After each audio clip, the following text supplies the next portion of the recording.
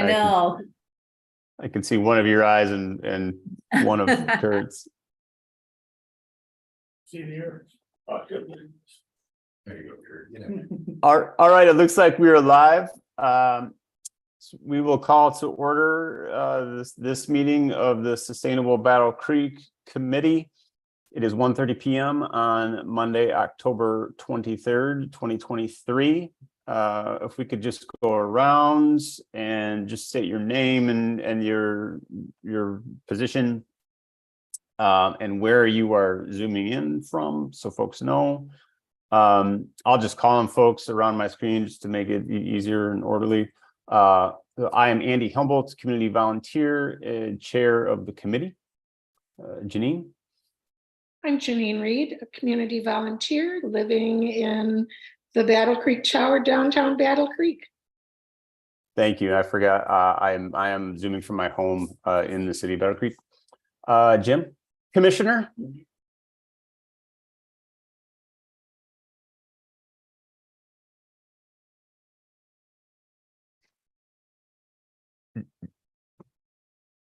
Jim, you there? He was here. We'll come back to Jim. Bob? Hello. It's Roger. It's not Jim. Go ahead. Go ahead, Jim. Commissioner Ballard, zooming from home in Battle Creek. Right. That is not Jim Eldridge. That's Commissioner Roger. Ballard. Right. Roger, That's Commissioner right. Roger Ballard. Sorry, I should keep my shenanigans to a minimum. It's okay. There we go. There we go. All right, For those Bob. that don't know, that was my husband. He's speaking. I am Bob Gilbert. I'm a community volunteer, zooming in from my office in Battle Creek, Michigan. Thank you. Kathy?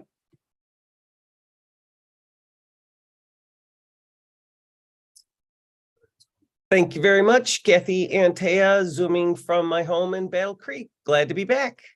Thank you. Patty and whoever all is there with Patty. Patty Hill Meluish, City of Battle Creek Environmental, coming in from Department of Public Works in Battle Creek. Kurt Trebek, same spot, engineer and administrator, City of Battle Creek. Jared Herring, city engineer, also from DPW. Outstanding. Thank you. Bessie? Bessie Steers, City of Battle Creek Environmental Department, zooming in from my home in Battle Creek. All righty. And 4417626, is that the mayor?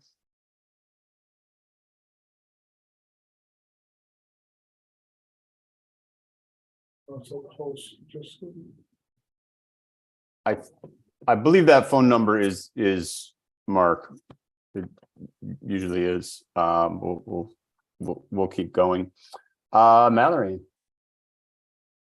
Good afternoon. I'm Mallory Avis. I'm the public transit director for the city, and I am in my office in Battle Creek. All right, thank you much. If there are no objections, we're gonna rearrange the order of the agenda a bit today to go directly to Mallory. Mallory has another meeting to get to.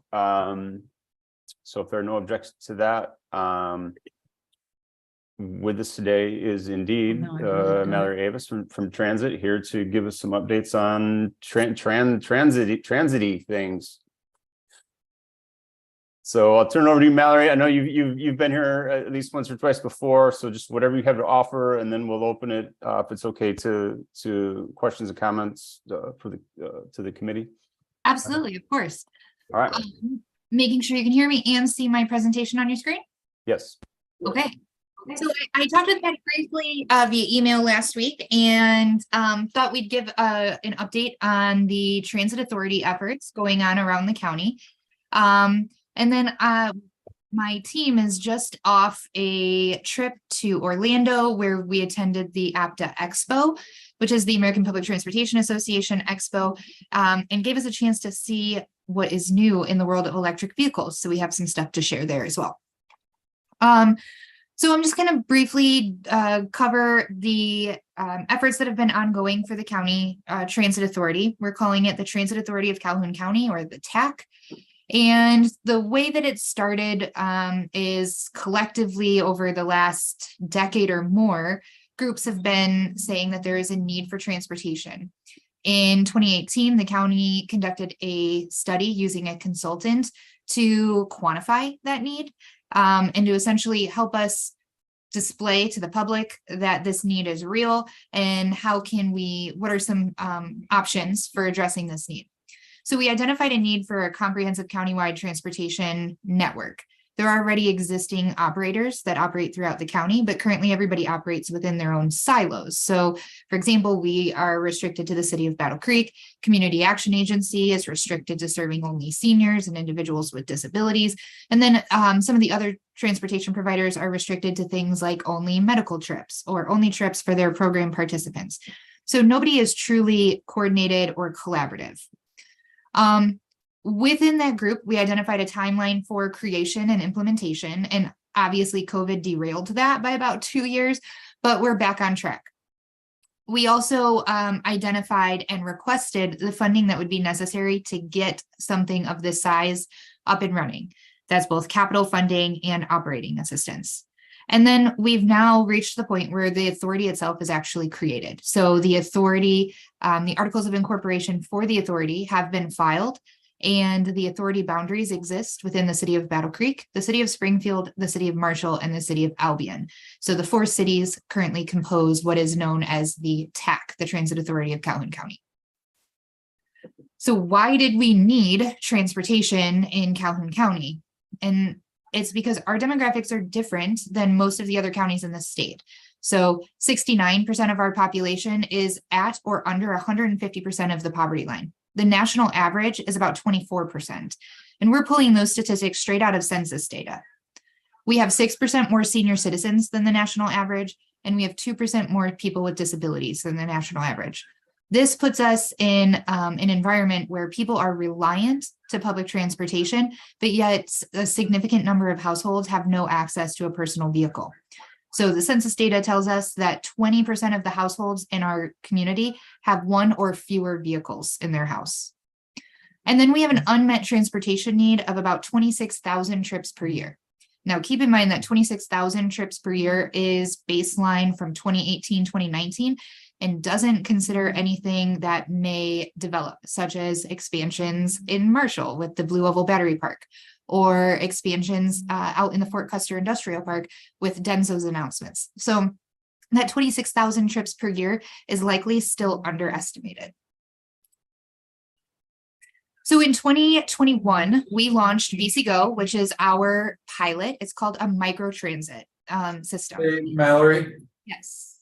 when you say 26,000 trips, are you talking like different individuals, or does that count like, say Kurt needs to go to the doctor's one day and the grocery store the next day?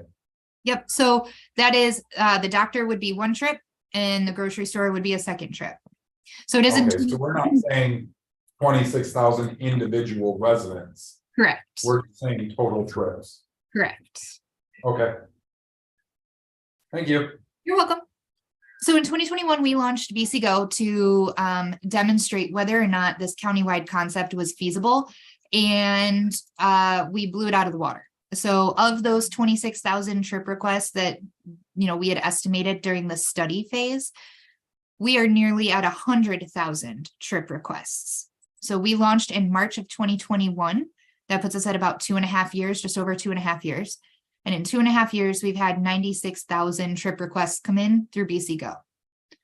That is not including our teletransit service, our legacy services like teletransit or fixed route. That is only the BC Go countywide service. We have 4,270 unique users. That was actually as of this morning. And we average about 160 new users registered in the app each month. We've completed only 19,500 trips. And so we're at 21% of the actual demand is all we're meeting. That's simply because we are trying to cover 718 square miles across the entire county with only 2 vehicles. But If that doesn't speak to the demand, I don't know what does. We are full 14 days out.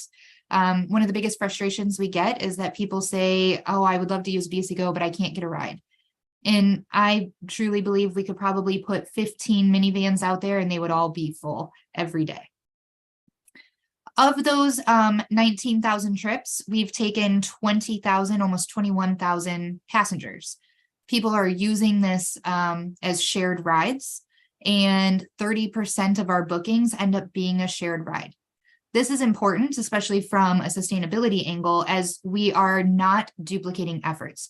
So we are matching people who are traveling in the same direction and prioritizing efficiency in order to get them to their final destination. So this isn't a taxi, for example, that will take you from point A to point B. We might stop at a couple points in between to pick up more people and carpool.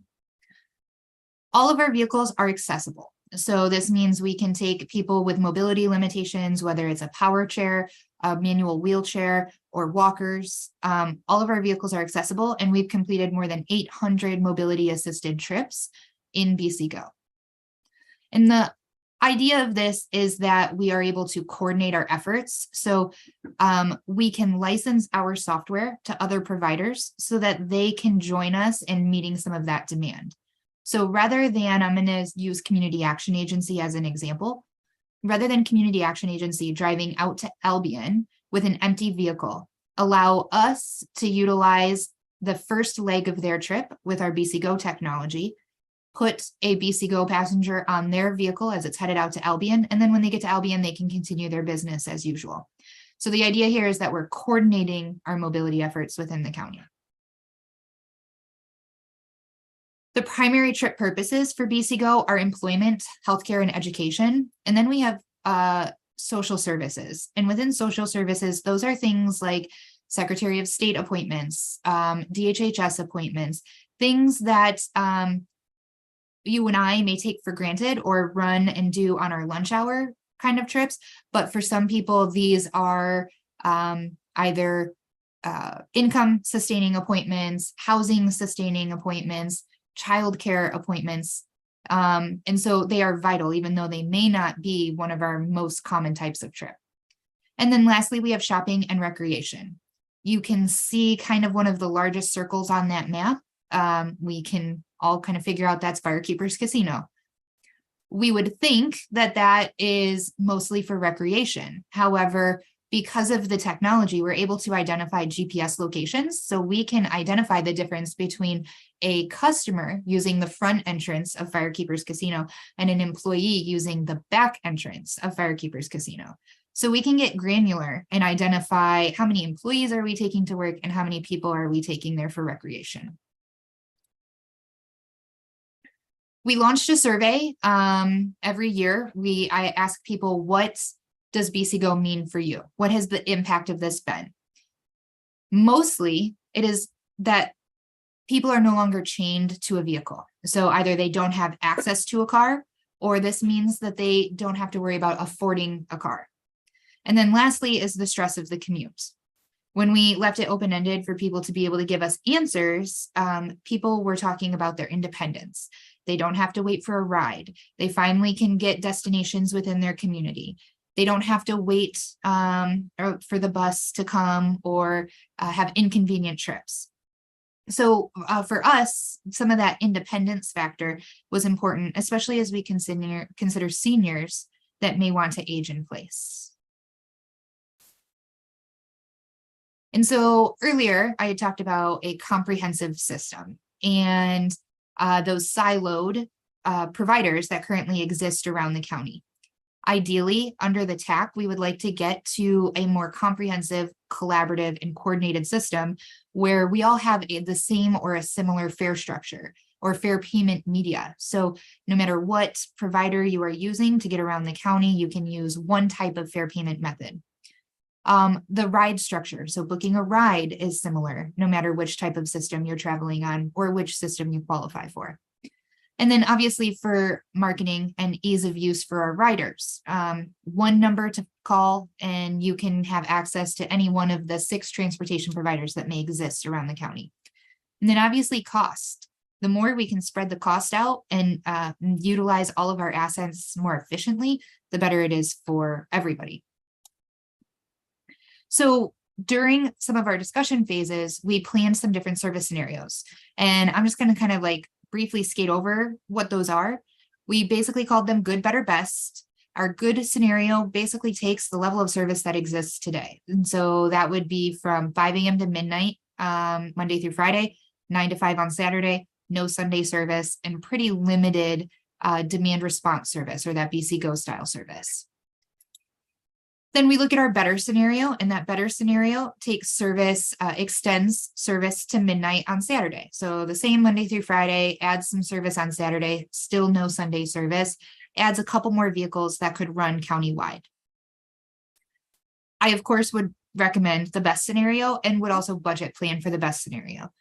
That best scenario offers demand response and fixed route service within the city, takes demand response service Monday through Saturday until midnight, fixed route service until 9:15 p.m. Monday through Saturday, and adds Sunday service. So this is the only option that considers travel needs on Sundays and has the most number of vehicles available to meet those needs.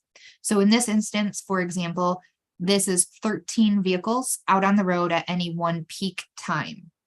Now, those 13 vehicles are only considering the BC Go style demand response vehicles. That's not counting fixed route big buses. And when we talk about what service is provided throughout the county, we're talking about small, efficient minivans or less than 14 passenger vehicles operating throughout the county and maintaining some of the fixed route service that currently exists in the city. So then the question, of course, is what does that cost?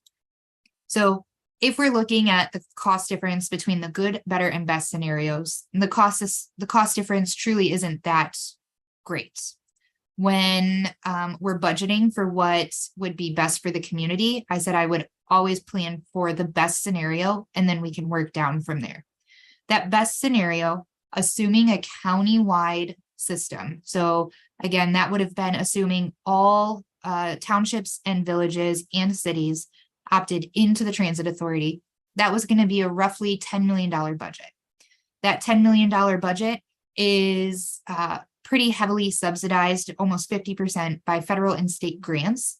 Those are formula grants that are not competitive, that come in based on a combination of performance and appropriations. And then that funding gap would need to be filled by millage. This millage, we're looking at roughly 1.2 to 1.5 mils based on, again, the level of service and service hours that whatever the TAC board decides. And so then we talk about what our next steps are. We are currently in the creation of the authority board. So the authority itself has been created. Now the authority board must be named. And then it's going to be up to that board what the service level, hours, fares, everything from the ground up looks like. And so they are going to need to work on that right away.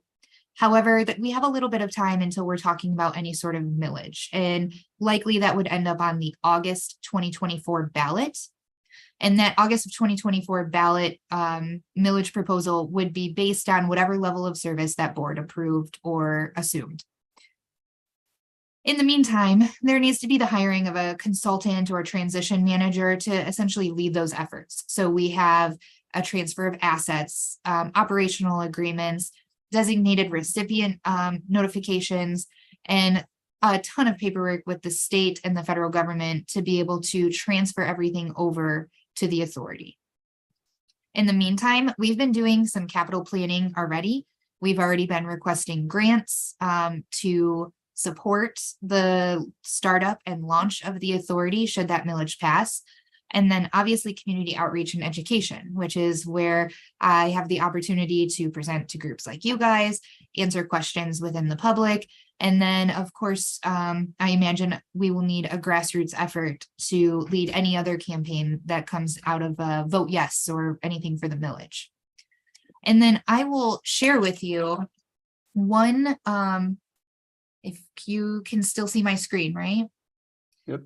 So my team just came back from the conference, and we have an opportunity to, in our next round of grant funding, request vehicles that look like these. And for a long time, we haven't had the opportunity to do electrification because on a fixed route level, it isn't feasible for the city of Battle Creek. A system our size, it would be incredibly difficult. So to put that into perspective, a regular bus for us a diesel bus costs about $650,000. An electric bus costs about 1.2 million. A diesel bus, we can run all day on one route. An electric bus, we would need 2 buses to run for the one day. Because that one bus will not charge for the whole day. That charge will not last. When it comes Hey, time, Mallory, yes, I got another question for you. Sure. To your grant funding and stuff, I know you sit on the BCATS board with me. Yep. Because this serves the BCATS area, would you guys, being a county authority as opposed to part of the city, would you guys still be eligible to go after like the CMAQ grants and all that to help with this stuff? How does that work switching from the city to countywide? we would still be eligible for all the same stuff. And then it actually opens up additional pots of funding because right now we're not eligible for rural funding. We would become eligible for rural funding if we were providing rural service. So even though they're cities, Albion and Marshall still qualify for like small cities and rural task force dollars. So we would actually be able to start leveraging those dollars as well. Okay, thank you. Yeah. So this is an example of a transit van that we would be able to use. It is modifiable to be wheelchair accessible. And although some agencies are still only just piloting that, because obviously the more components you have drawing on the battery, the faster that battery goes. So for example, every time you deploy a ramp or a lift, that takes energy. And so the battery isn't going to last as long. There are 2 transit agencies here in Michigan that are piloting these types of vehicles. And so we're kind of watching what they're doing. But in the meantime, there are opportunities coming this January for us to apply for, it's called a low or no emissions grant, and replace some of our smaller vehicles with electric or alternative fuel vehicles. And so we plan on being able to transition as we go look at becoming an authority, some of those other vehicles, the smaller vehicles like this that would work. So that is all I have. And I would love, I'd love to answer your questions. All right, fantastic. And yeah, thank you. And yeah, keeping in mind that Mallory needs to go at 2 or be somewhere else at 2. My question, Mallory, is if you're talking a county-wide authority, is that literally the entire county, or do separate communities, municipalities, townships have to opt into the authority, and then the millage vote would only be within the opt-in community? Like, what are the details of the geography? Yeah, so we, on September 7th, the county commission approved the articles of incorporation, and then all of the local jurisdictions had 30 days from September 7th to opt in or opt out. All of the townships and villages in the county have opted out. And so that now means that the authority boundaries are limited to the city of Battle Creek, the city of Springfield, city of Marshall, and city of Albion. That means, unfortunately, that there is no service available under the authority. There is no service available to those townships and villages. Now, at a later date, they could opt back in. In order to actually opt in, they would have to do it on a millage year. So, if we did a 5-year millage, in 5 years, they would have the opportunity to opt back in. If prior to that, they feel like they've made a mistake and they would like to add transportation service to their community, then they would be able to contract for services. So they could always contract with the authority to provide service to their residents. But otherwise, it would be what's called closed door, and there would be no service to that community for origin or destination. So this millage vote that will be forthcoming will only be, people voting on that will only be in the 4 cities. Correct. So destination wise, then how do you deal with something like can you still go wherever you want? Like the casino, that's not in any of those cities. So how does it work? Yeah, so unfortunately, no. Unfortunately, we know that kind of this first iteration is likely a learning curve. And the casino, for example, right now is in Emmett Township. And Emmett Township has opted out. And so people will not be able to have a trip that originates or terminates at Firekeepers Casino. Now, there is a possibility that Firekeepers Casino could contract with the authority for service. And so that would mean that a Battle Creek resident or one of the 4 city residents could go to or from the casino, but not necessarily a township resident go to or from the casino. Does that make sense? Yes. Okay. And right now you're able to serve the casino because Right now, because we're it's your operating own, pilot. Yep. you're operating your own thing and you can take people wherever you want, Yep. And just like going to Walmart currently or any other place, right? right now, the pilot, the BC Go pilot, is funded at 100% by the Michigan Department of Transportation. Gotcha. Okay, I don't want to monopolize. Other people with questions? Go ahead, Bob. Hi, Mallory. Thanks for coming by and sharing all of this. When you, I was just curious in the budget that you put together, do these vehicles, if you were to get this new authority together, is there any fares that people pay? Or Yeah, so right now, the BC Go fares range from $3 to $15, and it's based on mileage. So a trip, our average trip is about a $3 trip. okay, So if you were going pretty much anywhere within the city of Battle Creek, origin to destination, if it's less than 6 miles or less, it's $3. okay, Anything over 20 miles is $15. okay. So in the budget, there was a certain millage that you had put out, like a 1.1. Does that include expected revenues? It does. So that roughly $4.5 or $5 million funding gap is after revenues, including fare box and advertising. Okay, Now, one of the things that makes public transit is that the fares are cheap. sure. If you look at a comparable trip on, say, Uber or Lyft, the average fare is about $24. And so our funding gap there is usually made up through subsidy, and that's both federal and state subsidy. The $3 fare, and it's probably one of the biggest misconceptions, is that $3 fare, we have to tell people all the time, does not pay for the actual cost of your trip. The actual cost per trip is about $40. Yes. And so really the board could decide what fare structure they want. And that's kind of the message I've been saying is the board could say, we want the service to be free, right? If people are already going to pay for it through a millage, then let's make it free for our residents. And in that case, then that's just going to make that funding gap a little bit bigger and would have to be made up separately through a millage or through a different dedicated funding source. If we got a grant for, $400,000 a year that covered the cost of fares, which some cities do, then we wouldn't have to charge a fare. But it's all of that exact fare rates is still to be determined. Okay. Then one final question. In that budget, you showed that I think it was called a Lightning Zero, that electric vehicle. Yes. When you put the budget together, what type, if that came to be, what type of vehicles does that budget support? Does it support a vehicle like that electric one, or are these gasoline? It does not. So the assumptions in that budget are gasoline and diesel vehicles. Okay. It also, that budget is a rather, I'm going to say moderate capital outlay. So capital outlay on that budget is only $350,000 per year. These vehicles have a useful life. Our big fixed route buses have a useful life of 12 years. So we're required to keep them for 12 years. These smaller vehicles have a useful life of 4 to 7 years. An electric vehicle usually requires a battery replacement at its half-life. So for a fixed route bus, its battery life is usually about 6 to 7 years. The Lightning Zero that you're talking about, that one hasn't been in production long enough for us to be able to see what its battery replacement life is. But that's usually almost half the cost of the vehicle is that battery replacement. So we rely heavily on grants for capital replacement. We do have a request into our Senator Peters' office. We've asked for a pretty generous amount to fund some of these initial startup for capital like this. Okay, great. Mallory, thank you for answering their questions. Very interesting. Great job on the presentation.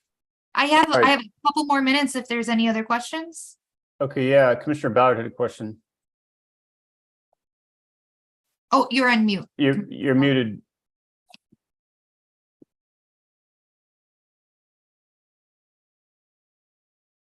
Still muted.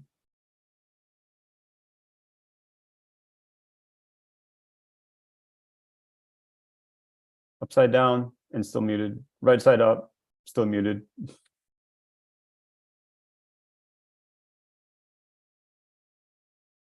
Nope. No. Did anyone else have questions for Mallory? Commissioner Ballard, if you go ahead and butt in, if you get your. And anyone else? As always, folks, if you think of questions later or whatnot, you can email me or Patty or both of us. Like, hey, when we were talking about the thing, just you can always feel free to ask questions after the fact, and we'll get them answered. Mallory, Just want to know, oh, I'm sorry. go ahead. I'm here. Go ahead, Kiona, go ahead. No, I had just been here for quite some time. I just wanted to make sure that Patty and Bessie saw that I had arrived late due to another meeting conflict. Thank you. That's it. And great presentation, Mallory.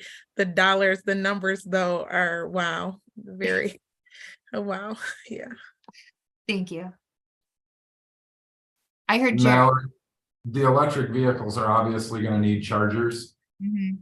Are those something that would be open to the public? Are they like a different charger port? I guess, how does that work? Is So there a when, possibility of getting revenue back by letting the public use them to charge their vehicles? no, unfortunately, when we use federal funds to purchase something, we have to sign an incidental use agreement saying basically that we will not incur incidental use. So basically, we won't allow the federally funded object to be used for anything other than its funded purpose. Now, there are some instances where we could do something with other government entities. So for example, Jarrett, if we built a CNG fueling station, we could sell you guys fuel. However, or if you as DPW or fleet had electric vehicles that needed to be charged on our charging station, we could do that. But we couldn't necessarily do it to the public for profit. Okay. Can you That's hear me kind of now, what I was Mallory? getting at. Yeah, we can hear you now, Roger. Go ahead. Thank you, Mallory, for the other day of reminding me that I did attend a meeting that you had talked about. That was a very good meeting. I just didn't relate which meeting it was that I was at. But my question is, as someone brought it up earlier about like Penfield, we're currently taking them out to the firekeepers or out to Walmart. They will not be eligible to do that, is what I understood in the answer. Is that correct? Unless they come back and decide to go in. And were they familiar with that loss of service when they voted on coming into the TAC or not? Yes, so very similar presentation I just gave to you guys. I gave to all of the townships and villages who wanted it. And Emmett, Bedford, they all received the same presentation. And I was actually able to, using some of that granular data I was talking about, was actually able to even make the presentation unique to their community. So I could tell them what are the most visited destinations within their community, how many trips were specifically within their community, either for origin or destination. And so, for example, Emmett Township is about 25% of our ridership on BC Go is an origin or destination within Emmett Township. I shared all of that information with them, and then obviously their elected body has to make the decision themselves. Sure. Okay. Thank you very much, Mallory. You're welcome.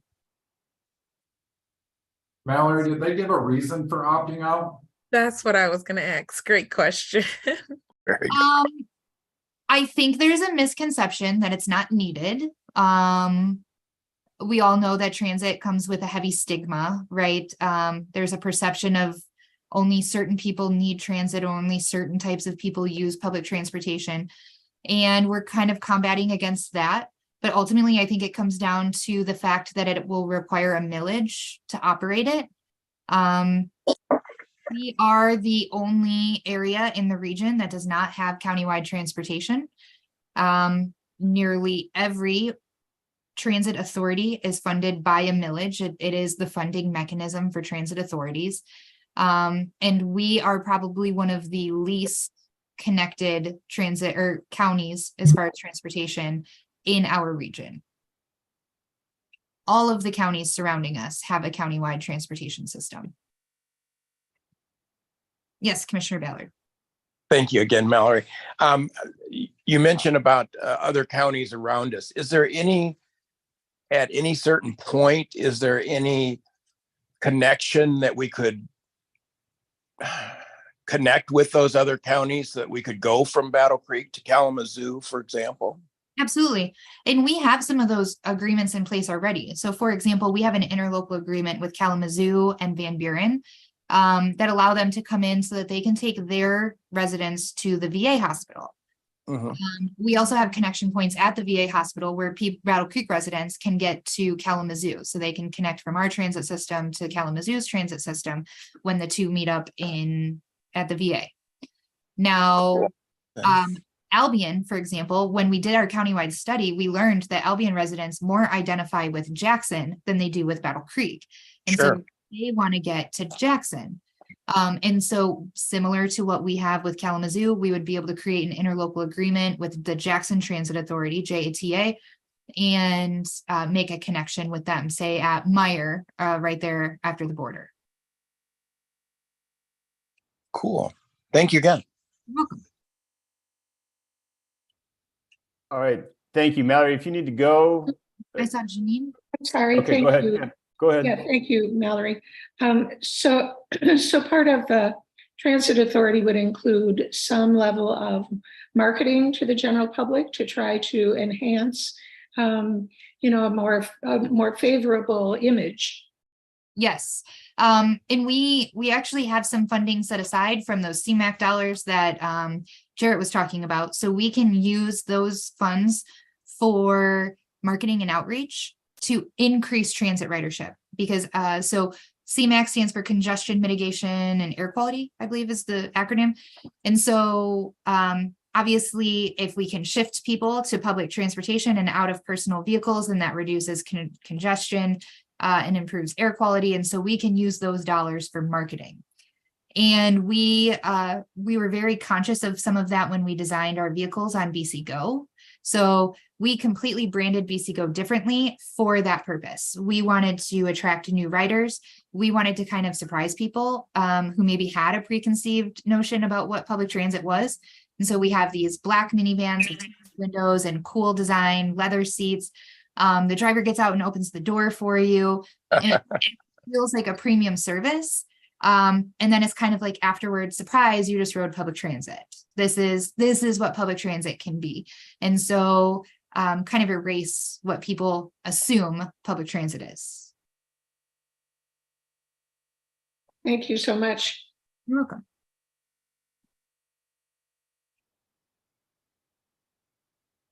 Thank you, Kiana.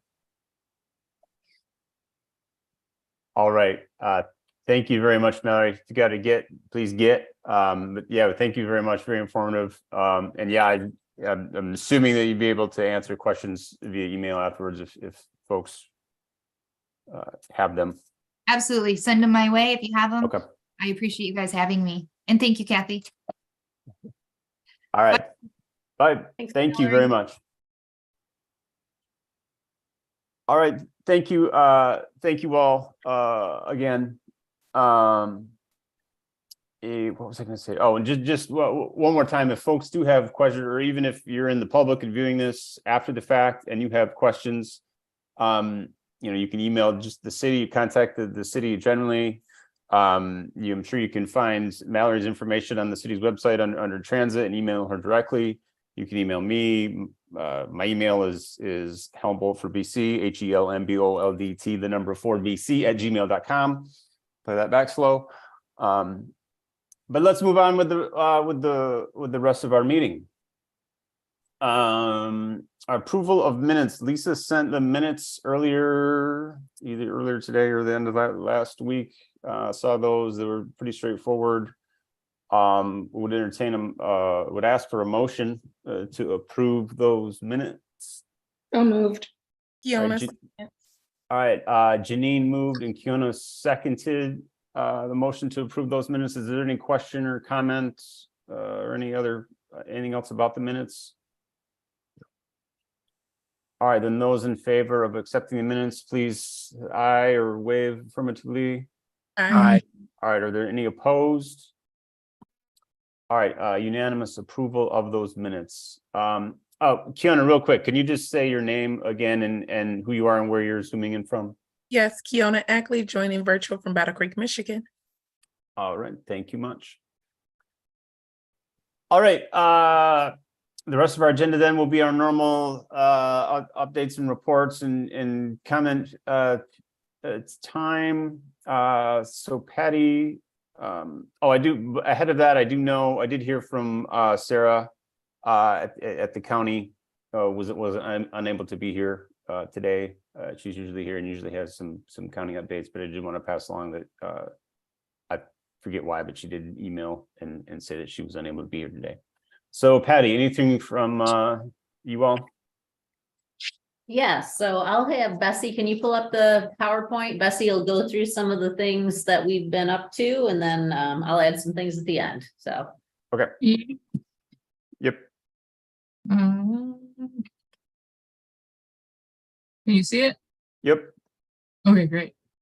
Some environmental updates. Please. There we go. We had our polystyrene event on Wednesday, September 6th. Once again, we used DART. They bring the trailer for free. We had 213 visitors, which almost filled the truck, as you can see in the picture there, which was about 1,000 pounds of styrofoam, which it always amazes me. The amount of Yeah, I'm sorry, I didn't want you to get too far ahead of yourself. It's not progressing to the next slide and it's not in presentation mode. We just see the there you go. Okay, you want me to just keep it like this? Can you guys see that? Okay. Yeah, that's fine. Yep. Okay. Okay, so you can see the polystyrene now? Yep. Okay. So yeah, we had about 1,000 pounds total. Lots of help from the Lions Club. They seem to really help to volunteer for this event. It's a pretty easy event to do. The styrofoam's pretty light. The only heavy lifting is when the bags are full and getting them up into the trailer. But yeah, we about filled the trailer there. The day turned out to be beautiful. Then a few days later on Saturday, we held our electronics and scrap tire event. As you can see here, we used Shupan, kind of the same setup we had last year. They always provide the e-waste recycling environmental report, which is pretty cool. There's a lot of information on here, but I like to point out that we were able to recycle 14,000 pounds of electronics, which is really amazing. And as noted here, we've seen about 174 people on the electronic side of the event. And it's kind of cool. It also says here, total greenhouse gases reduced 33,000 pounds. So also pretty interesting. And there's a lot more information on here, but I'll just pick those out. Okay. So scrap tires, we had 2 trailers delivered, but we filled one trailer completely. And then we had maybe 100 tires or so in the second trailer. A huge success, a dirty job, but it's worth it. It's really good to get all these tires out of the environment. And we used environment. So Calhoun County gets the grant for us, and they were using environmental rubber out of Flint. We are looking to do another event next year in the spring. Pending that we get the grant, that the county gets the grant for the scrap tires. And we were probably going to use someone else. They're looking for a different vendor for those tires. So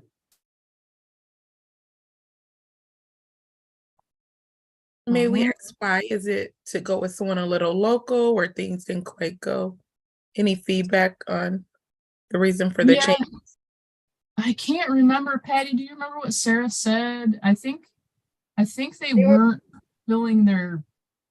It was very, they were getting really strict on, so the way the grant works right now is we get a grant through the county from the state of Michigan, Eagle, to fund, the actual trailers showing up to recycle the tires, and Environmental Rubber was going to start charging were they going back to, like, if you didn't fill the trailer, charging again, and then if they brought a second trailer, it was just getting very, it could be very costly for us. We never know how many people are gonna show up, or for sure how many trailers we're gonna need, so it was gonna become costly to the city to go with this vendor, so the county's looking for a more cost-effective, way to go about it. Thank you. Thanks, Patty.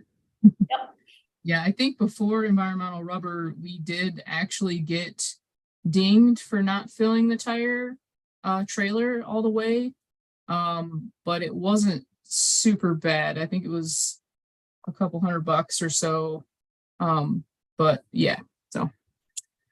Okay, this looks like Patty, you added this one, Calhoun County event overview from, let's see, their October event. They had 229 vehicles. That's a lot. Their total household hazardous waste participation for 2023, 722 vehicles in the April event. That was a big one. Appliance, electronics, and household hazardous waste was collected at that event. That was a lot. I think Patty and I and Kurt, there was a lot of city people that helped with that event. Kathy It was was, yeah, Kathy. Yeah, it was quite amazing. And I think it was a long one. I think it was about a 5-hour event, 5-hour long. And in May, their Marshall household hazardous waste, they seen 157 vehicles. In September, and their Marshall household hazardous waste event, they seen 318. And then they held 2 tire events this year. As we can see, I think they just had another one. But looks like their Marshall, they had 1,100, and Teconcha about 500 tires. So our event in Battle Creek does bring a lot of the tires. I think we bring the majority of the tires in. October 7th, our Crazy for the Kazoo event was really successful. We had over 100 volunteers. Even with the weather, it was an interesting day. We had rain, but then it cleared up and it was actually beautiful out. And I was really impressed that a lot of people didn't back out. They showed up ready to eat donuts and have cider and coffee. And we focused this year on Willard Beach. We have 5 rain gardens there. And we also have kind of a newly area at DPW. And so we were able to get about 1,500 native flower plugs. So Denzo was a big group at Willard Beach with Patty. They spruced up all those native, all those rain gardens with more plugs, and then they got a lot of the woody species out of there, a lot of the vines and the invasives. And then we focused the linear path along Jackson Street between Stringham and Washington. And then another group likes to do behind the county building because they walk that a lot. So I think they pulled just behind the county building, they pulled over 25 bags of trash. That area tends to see a lot of homeless activity. So it's just a lot. It's always kind of a mess. So, and we'd like to thank all of our sponsors here listed. We were able to get about $3,500 in sponsorship money, which pays for our t-shirts and the snacks and any of the supplies that we needed. This year we got about 50 garden trowels so we could plant all the plugs. So I'll move on here. More pictures. We had a lot of groups. A lot of people formed groups. So the Battle Creek Math and Science Center students, a lot of Boy Scouts, Girl Scouts. I said Denzo, Kellogg Go Green Team, Rotary Club, and Jones and Henry. So a lot of great folks coming out. And this is the Willard Beach, one of the rain gardens there.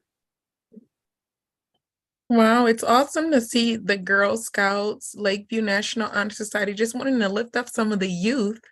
Yes. That's Yeah, awesome. we had a lot of, I think I have some pictures of them in here. The moms were like, we didn't know that they were going to like this so much. They loved with the trash grabbers and picking up trash. And so I think we're going to see them more. Probably a lot of people, a lot of the same groups come during Earth Week to do kind of the same thing, cleaning up along the linear path. But yes, it is great to get the young kids out for sure. This is at the Department of Public Works. You can see our rain garden area around our storm pond there, our detention basin. Jones and Henry and the city of Battle Creek kind of manned this area. And then our Girl Scouts here. And then we hired a photographer. He did a great job taking photos and catching all the groups. And lastly, I can go ahead and let Patty take the reins on this one if you want, Patty, since you got firsthand experience. Sure. So this, thanks Bessie for all that. That was good stuff. So we mentioned this last time, but Kathy's here, so I wanted to be sure and highlight this. But we had we have a grant from the state of Michigan we're a part of the Recycling Raccoons campaign. So you've probably seen billboards and out in the Battle Creek area. But one of the things they wanted to do was do a recycling challenge, neighborhood recycling challenge video. So they asked if we had a couple residents that might be willing to participate, and Kathy came to mind right away, and also Lynn Kraft. So this was back in August, I believe it was, and it was quite a production. We were there for like 5 hours filming, all kinds of film crew, makeup folks. But here's the website if you want to see it. Kathy and Lynn did a great job, and so check that out if you get a minute. Oh. And then I think we're done with the presentation, Bessie, if you want to get that off of there. Just a couple other things with the city.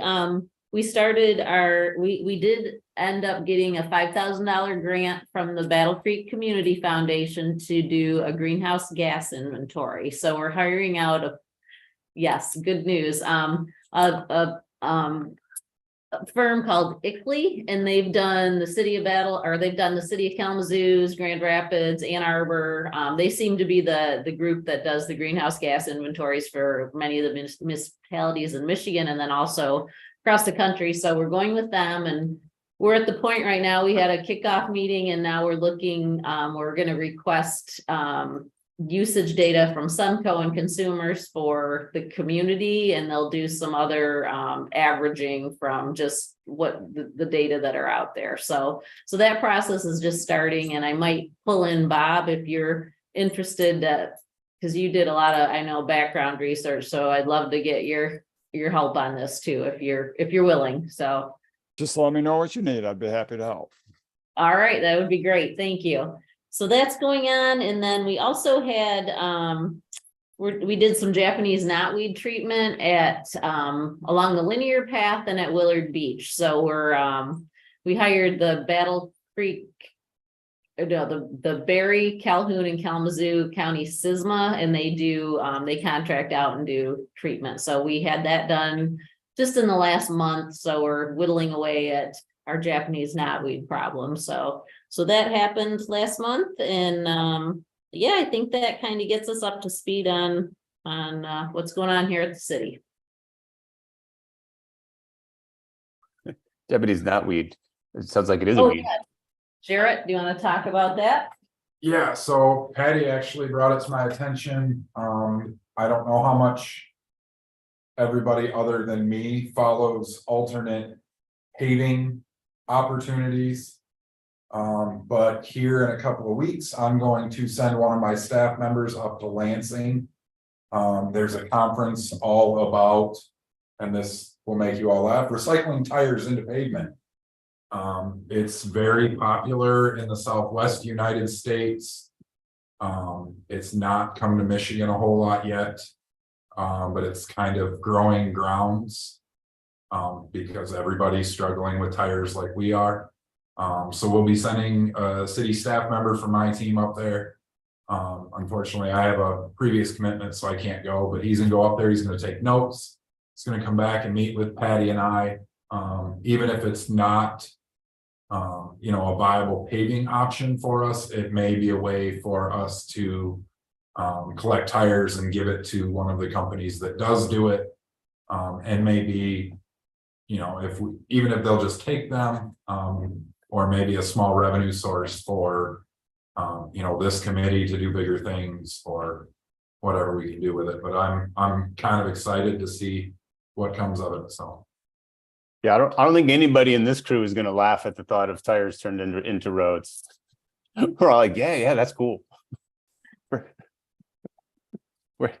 We're all cool with our sewage being turned into compost. So tires into roads is like, man, yeah, why not? Why wouldn't we?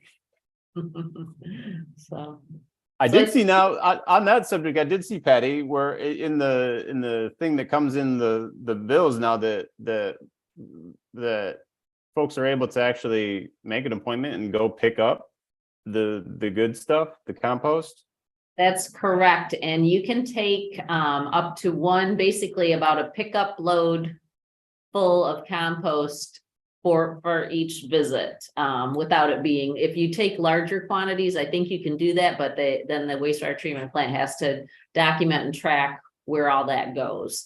So if you're just doing it on a small scale, you can call the number in the newsletter, the wastewater treatment plant, and schedule an appointment and they'll load it up for you. So.